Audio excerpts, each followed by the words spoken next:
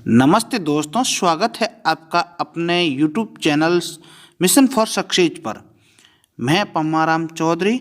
आज अपन डिस्कस करेंगे कक्षा 9 से 12 तक हिंदी व्याकरण की बुक है सोनदान चारण द्वारा रचित। उस बुक से क्रिया पे क्रिया की परिभाषा पढ़ेंगे। फिर अपन पढ़ेंगे क्रिया के प्रकार। क्रिया के प्रकार है वो 3 आधार पे प्रकार को डिवाइड करते हैं। कर्म के आधार पे, प्रयोग और संरचना के आधार पे, काल के आधार पे। क्रम के आधार पे अकर्मक क्रिया और सकर्मक क्रिया। प्रयोग के जितने भी कंपटीशन एग्जाम हो रहे हैं उसमें जो हिंदी व्याकरण के टॉपिक है उनके प्रश्न और उदाहरण है वो सीधे इसी बुक से लिए जा रहे हैं। तो चलिए आज शुरू करते हैं। प्रयोग के आधार पे और संरचना के आधार पे 3 आधार पे अपन क्रियाओं के प्रकार जानेंगे। 3 पर कौन कौन से हैं? कर्म के आधार पर क्रिया कितने प्रकार की होती है, प्रयोग के आधार पर कितनी होती है और संरचना के आधार पे कितनी होती है। तो अपना पहला है कर्म के आधार पर क्रिया के प्रकार। तो कर्म के आधार पर क्रिया के मुख्यतः 2 प्रकार होते हैं, अकर्मक क्रिया और सकर्मक क्रिया। ठीक है, तो कर्म के आधार पे कितने हो गए? 2 भेद हो गए, 2 प्रकार हो गए। पहला अकर्मक और दूसरा सकर्मक क्रिया। पूछ सकते हैं कर्म के आधार पे क्रिया 2 प्रकार की, अकर्मक क्रिया किस आधार पे है? तो वो कर्म के आधार पर है। अब अकर्मक क्रिया वे क्रियाएं जिनके साथ कर्म प्रयुक्त नहीं होता है तथा क्रिया का प्रभाव वाक्य के प्रयुक्त कर्ता पर पड़ता है, उसे अकर्मक क्रिया कहते हैं। तो अकर्मक क्रिया में आपको 2 चीजें याद रखनी है, 2 चीजें काम में लेनी है। एक तो क्रम, यानी उस वाक्य के अंदर क्रिया में क्रम साथ में नहीं होता है, क्रम प्रयोग में नहीं होता है, और क्रिया का प्रभाव है वो किस पर पड़ता है? कर्ता पर पड़ता है। 2 चीजें इसमें मुख्यतः कर्ता की भूमिका होती है, कर्म की भूमिका नहीं होती है। जैसे कुत्ता भौंकता है, क्या है? कुत्ता भौंकता है। कविता हंसती है, टीना रोती है, बच्चा रोता है, आदमी बैठा है। ये शब्द आपको याद रखना है। जैसे भौंकना, हंसना, सोना, रोना, बैठना, ये शब्द है, ये हमेशा जहाँ पर भी आएंगे वो अकर्मक क्रिया होगी, यानी इसमें कर्म कुछ नहीं हो रहा है। अब आपको ये कैसे पता चलेगा कि ये अकर्मक क्रिया है या सकर्मक क्रिया है? तो आपको वहाँ क्या शब्द लगाना है क्रिया से पहले। अगर क्रिया से पहले क्या शब्द का उत्तर आता है तो वो आपकी सकर्मक होगी, नहीं तो अकर्मक होगी। जैसे अपने पास है कुत्ता भौंकता है, कुत्ता क्या भौंकता है? कोई अर्थ उत्तर नहीं आता है। कविता हंसती है, कविता क्या हंसती है? नहीं आ रहा है। टीना सोती है, तो टीना क्या सोती है? इसका अर्थ कोई नहीं, उत्तर नहीं बन रहा है, तो ये अकर्मक क्रिया है। नेक्स्ट सकर्मक क्रिया वे क्रियाएं जिनका प्रभाव वाक्य में प्रयुक्त कर्ता पर न पड़कर कर्म पर पड़ता है। तो सकर्मक क्रिया में तो कर्म पर प्रभाव पड़ता है, अकर्मक क्रिया में कर्म पर प्रभाव नहीं पड़ता है। किस पर पड़ता है? कर्ता पर। अर्थात वाक्य में क्रिया के साथ क्रम भी प्रयुक्त हो उन्हें सकर्मक क्रिया कहते हैं। जैसे भूपेंद्र दूध पी रहा है, नीतू खाना बना रही है। अब देखिए इनके साथ भी क्रिया से पहले क्या लगाकर प्रश्न बनाइए, उसका उत्तर मिल जाता है तो वो अपना सकर्मक होगा। भूपेंद्र क्या पी रहा है? भूपेंद्र दूध पी रहा है। नीतू क्या बना रही है? नीतू खाना बना रही है। तो इसमें क्रिया से पहले क्या लगाने पे अपने प्रश्न का उत्तर बन रहा है और अकर्मक में प्रश्न का उत्तर नहीं बन रहा था।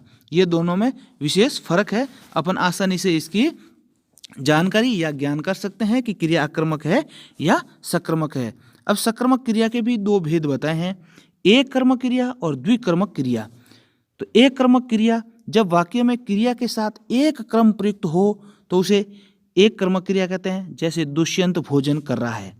द्विकर्मक क्रिया जब वाक्य में क्रिया के साथ 2 क्रम प्रयुक्त होते हैं तो उसे द्विकर्मक क्रिया कहते हैं। जैसे अध्यापक जी छात्रों को भूगोल पढ़ा रहे हैं।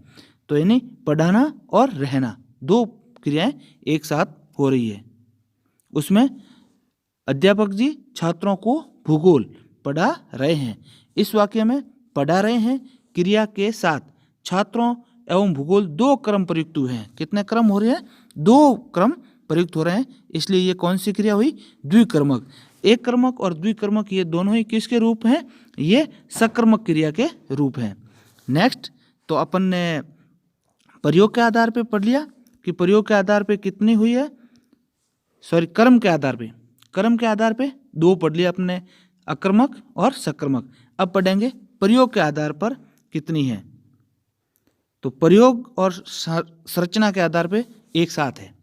प्रयोग और संरचना के आधार पे क्रिया के प्रकार बताए हैं। तो वाक्य में क्रियाओं का प्रयोग कहाँ किया जा रहा है, किस रूप में किया जा रहा है, किसके आधार पे किया जा रहा है। पहले सामान्य क्रिया, जब किसी वाक्य में एक ही क्रिया का प्रयोग हुआ हो उसे सामान्य कहते हैं। जैसे महेंद्र जाता है, संतोष आई है, यानी एक ही क्रिया का प्रयोग है तो वो सामान्य क्रिया है। नेक्स्ट संयुक्त क्रिया, जो क्रिया 2 या 2 से अधिक भिन्नार्थ क्रियाओं के मेल से बनती है उसे संयुक्त क्रिया कहते हैं। जया ने खाना बना लिया, हेमराज ने खाना खा लिया। तो इसमें एक से अधिक क्रिया हैं, जैसे खाना, बनाना और लेना, खाना, खाना और लेना। ये क्या है कि एक से अधिक क्रियाओं के मेल है, तो इनको क्या बोलते हैं, संयुक्त क्रिया। नेक्स्ट है प्रेरणार्थक क्रिया, वे क्रियाएं जिन्हें कर्ता स्वयं न करके दूसरों को क्रिया करने के लिए प्रेरित करता है, उन क्रियाओं को प्रेरणार्थक क्रिया कहते हैं, यानी जिनसे प्रेरणा मिल रही है। दुष्यंत हेमंत से पत्र लिखवाता है, कविता सविता से पत्र पढ़वाती है, यानी काम दूसरों से करवा रहे हैं, वो क्या है, प्रेरणार्थ क्रिया। नेक्स्ट है पूर्वकालिक क्रिया, जब किसी वाक्य में 2 क्रियाएं प्रयुक्त हुई हों तथा उनमें से एक क्रिया दूसरी क्रिया से पहले संपन्न हुई हो तो पहले संपन्न होने वाली क्रिया को पूर्वकालिक क्रिया कहते हैं। जैसे महेंद्र पढ़कर सो गया, यहाँ सोने से पूर्व पढ़ने का कार्य हो गया है, अतः पढ़कर क्रिया पूर्वकालिक कहलाएगी। नेक्स्ट है नाम धातु क्रिया, ये इंपॉर्टेंट है। नाम धातु क्रिया, वे क्रियापद जो संज्ञा, सर्वनाम, विशेषण आदि से बनते हैं उन्हें नाम धातु कहते हैं। ये इंपॉर्टेंट, ये संरचना के आधार पे है। तो संज्ञा, सर्वनाम, विशेषण, इनसे जो क्रिया शब्द बनते हैं उनको क्या बोलते हैं, नाम धातु क्रिया। जैसे रंगना, लजना, अपनाना, गरमाना, चमकाना, गुदगुदाना। दूसरे है कृदंत क्रिया, वे क्रियापद जो क्रिया शब्दों के साथ प्रत्यय लगने पर बनते हैं उन्हें कृदंत क्रिया कहते हैं। चल से चलना, चलता, चलकर, लिख से लिखना, लिखता, लिखकर। तो देखिए एक तो है नाम धातु क्रिया, तो नाम धातु क्या, संज्ञा, सर्वनाम, विशेषण से बनते हैं, और कृदंत ये क्रिया शब्दों से ही बनते हैं, उनके साथ प्रत्यय लगने से। नेक्स्ट है सजाति क्रिया, वे क्रियाएं जहाँ क्रम तथा क्रिया दोनों एक ही धातु से मिलकर बनते हैं। जैसे भारत ने लड़ाई लड़ी, लड़ाई और लड़ी, ये 2 क्रियाएं एक ही क्रिया से मिलकर बनी है, तो वो क्या है, सजातीय क्रिया। नेक्स्ट सहायक क्रिया, किसी भी वाक्य में मूल क्रिया की सहायता करने वाले पद को सहायक क्रिया कहते हैं। जैसे अरविंद पढ़ता है, भानु ने अपनी पुस्तक मेज पर रख दी है, ये सहायक क्रिया हैं।